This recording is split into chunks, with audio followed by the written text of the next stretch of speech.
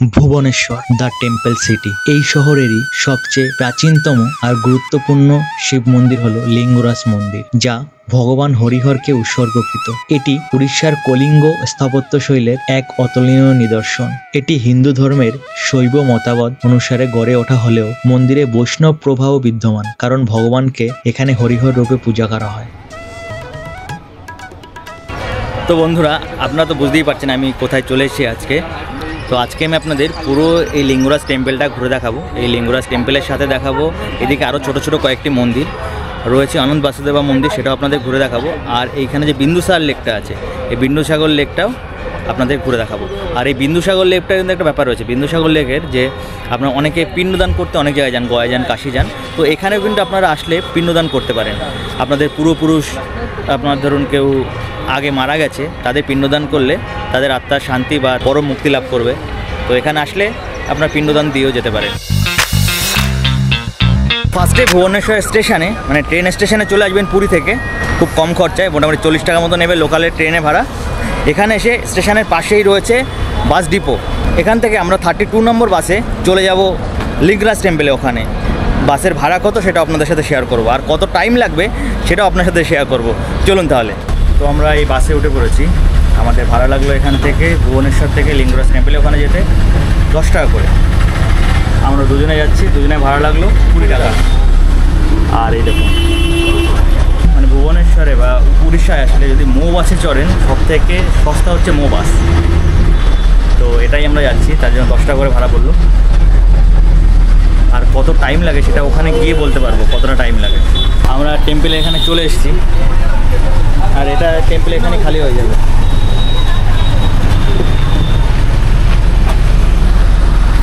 আমরা এইদিকে নামলাম, আর এটা হচ্ছে মেইন এন্ট্রি পয়েন্ট। দেখুন, লিঙ্গরাজ টেম্পলের মেইন এন্ট্রি পয়েন্ট।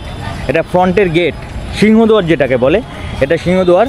আর এই দিকটাই বাদিকে, এখানে হচ্ছে আপনার জুতো ব্যাগ রাখতে পারবেন, আর এদিকে গাড়ি ফাড়ি রাখার জায়গা রয়েছে। আর এখান দিয়ে হচ্ছে মেইন এন্ট্রি মন্দিরে। মন্দিরের সামনে এখানে অনেক ফুলের ডালার দোকান রয়েছে, যেখান থেকে আপনারা ডালা নিয়ে মন্দিরে পুজো দিতে যেতে পারবেন। এই গেটটাই মন্দিরের প্রধান দরজার মন্দিরে ঢোকার জন্য, যেটার নাম সিংহদুয়ার। আর দেখুন মন্দিরের মেইন গেট ওটা, আর ডান দিকে এই দিক থেকে গিয়ে এই পাশটায়, ওই দিকটা এমন একটা জায়গা রয়েছে যারা ধরুন মন্দিরে ঢুকতে পারবে না। যেমন এখানে হিন্দুদের ছাড়া মন্দিরে ঢোকার নিষেধ, তো যারা হিন্দু ব্যতীত যে কোনো ধর্মের লোকেরা আছেন তারা কিন্তু এই ডান দিকে, আমি যেদিকে যাচ্ছি এখন, সেখানে গিয়ে আপনারা এই মন্দির দর্শন করতে পারবেন। একদম এটা মঞ্চের মতো করা আছে, সেখানে আমি গিয়ে আপনাদের পুরো ভিউটা দেখাচ্ছি। এই দিকটা রয়েছে আনন্দ বাসুদেবা টেম্পল। আর এই যেদিকে যাচ্ছি এইদিকে অনেক জুসের দোকান পেয়ে যাবেন, এদিকে এখানে ফলের দোকান রয়েছে, বেশ সুন্দর ব্যবস্থা রয়েছে, অনেক দোকানপাট রয়েছে। আর যেহেতু ভুবনেশ্বর মন্দিরের বা টেম্পলের সিটি, তাই এখানে অনেক রকম টেম্পল দেখতে পারবেন, অনেক টেম্পল দেখতে পারবেন, ছোট বড় অনেক টেম্পল। এই দিক দিয়ে আসলাম, আর এই পাশটায় আছে এই যেটা মঞ্চ করা রয়েছে, এখানে দিয়ে খুব ভালো ভিউ দেখতে পারবেন মন্দিরে। দেখুন দেখাও যাচ্ছে।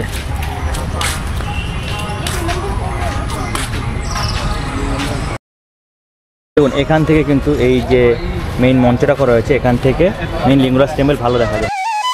লিঙ্গরাজ মন্দিরটি আনুমানিক 1100 শতকে তৈরি করা হয়েছিল। আর এই মন্দিরের মূল টাওয়ারের উচ্চতা, মানে মেইন গর্ভগৃহের উচ্চতা 55 মিটার। মন্দিরে ত্রিবেণী রূপে শিব ও বিষ্ণুর একত্রে আরাধনা করা হয়, যা একটি বিরল দৃশ্য। মন্দিরের মেইন এন্ট্রি গেট ওই ছোটোটা দেখা যাচ্ছে, ওটা এন্ট্রি গেট। তারপরে রয়েছে 3টি গর্ভগৃহ, ফার্স্টে, সেকেন্ডে, থার্ডে। এইখানে মেইনলি মহাদেব আর নারায়ণের শিবলিঙ্গ এখানটায় রয়েছে, এই মন্দিরের মানে এই মেইন গর্ভগৃহর ভিতরেই রয়েছে। আর এই দিকটা দেখুন, এই ছোট ছোট যে মন্দিরগুলো রয়েছে, এই মন্দিরগুলোতে অনেক শিবলিঙ্গ রয়েছে। আর মেইন ওই গাছ দেখা যাচ্ছে, ওখানটায় হচ্ছে এই যে মন্দিরের পুরো খাবার রান্না, মেইন রসোই ঘর বা এখানে রান্নাঘরটা ওইখানটায়। মেইন মন্দিরের প্রসাদ ওখান থেকেই তৈরি হয়ে আসে।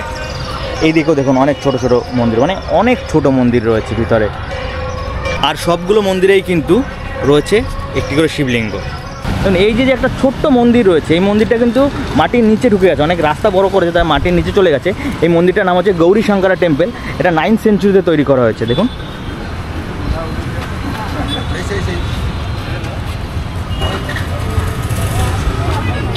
এই মন্দিরটা 9th সেঞ্চুরিতে তৈরি করা হয়েছে। আর মন্দিরটা দেখুন অনেকটা নিচে।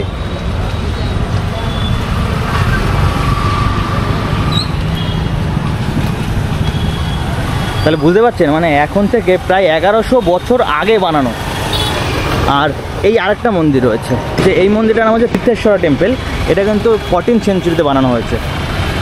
আর এই মন্দিরের পাশ দিয়ে এখানে আরও কয়েকটি ছোটো ছোটো মন্দির রয়েছে ওখানটায়। আর এই যে যে ঘরগুলো দেখছেন, এই ঘরগুলোকে মেইনলি ধর্মশালা বলা হয়। এখানটায় আপনারা এসে মানে নিজে রান্না করে খেতে হয়। ব্যাচেলাররা আসতে পারবেন না, যদি আপনার ফ্যামিলি নিয়ে বা অনেক লোক নিয়ে আসেন তাহলে এখানে থাকতে পারবেন। এই দেখুন এই একটা রয়েছে ধর্মশালা, আর ওইখানে আরেকটা রয়েছে ধর্মশালা। এখানে এই দুটোই ধর্মশালা রয়েছে। আর ধর্মশালাগুলোর সামনেই পেয়ে যাবেন, এই দেখুন এটা হচ্ছে বিন্দুসাগর লেক।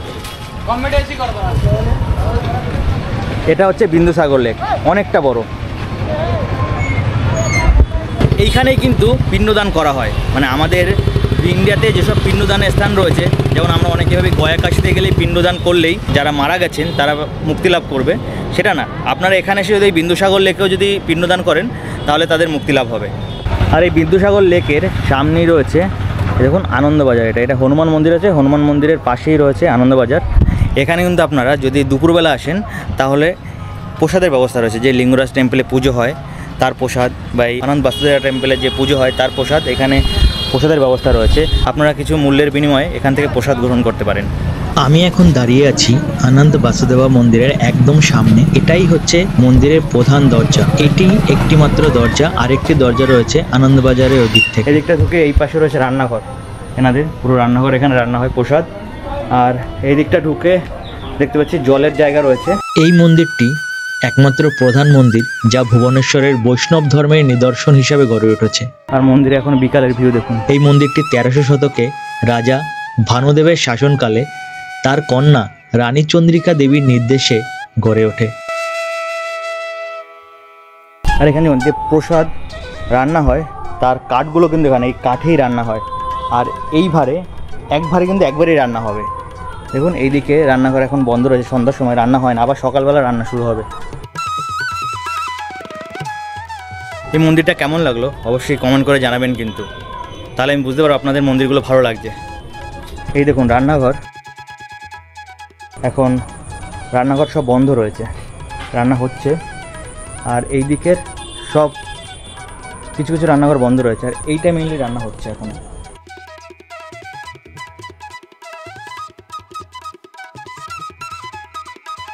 এই মন্দিরে যে প্রসাদগুলো রান্না হয়, আর এই যে ছোট্ট একটা দরজা রয়েছে, এই দরজা দিয়ে কিন্তু এই আনন্দবাজারে ঢোকা যায়। দেখুন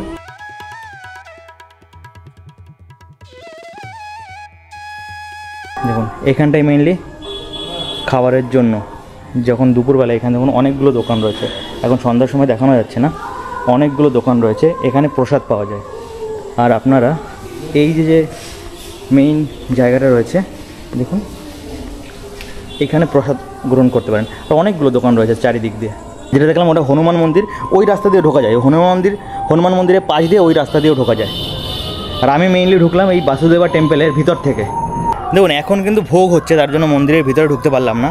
আমি না হলে এখন যদি আমি ভোগের মানে মন্দিরের ভিতরের জন্য দাঁড়াই তাহলে ওই দিকের মন্দিরগুলো আপনাদের দেখাতে পারবো না। চলুন তাহলে এবার ওই দিকে যাওয়া যাক। এই দেখুন এই মন্দিরটা হচ্ছে চিত্রকারিণী টেম্পল। এটা 13th সেঞ্চুরিতে তৈরি করা হয়েছে।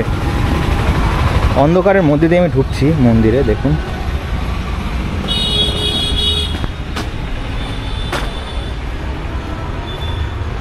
এই মন্দির যেগুলো দেখালাম আপনাদের, এই মন্দিরগুলো সবগুলোই কিন্তু কলিঙ্গ স্টাইলে তৈরি করা।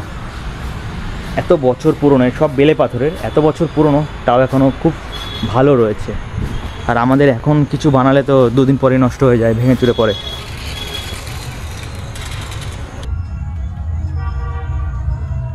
তো বন্ধুরা আপনাদেরকে আমি দেখালাম লিঙ্গরাজ টেম্পলের পুরো ভিউটা দেখালাম। আর দেখালাম এখানে আনন্দ বাসুদেবা টেম্পল, আরও ছোটো ছোটো অনেকগুলো মন্দির।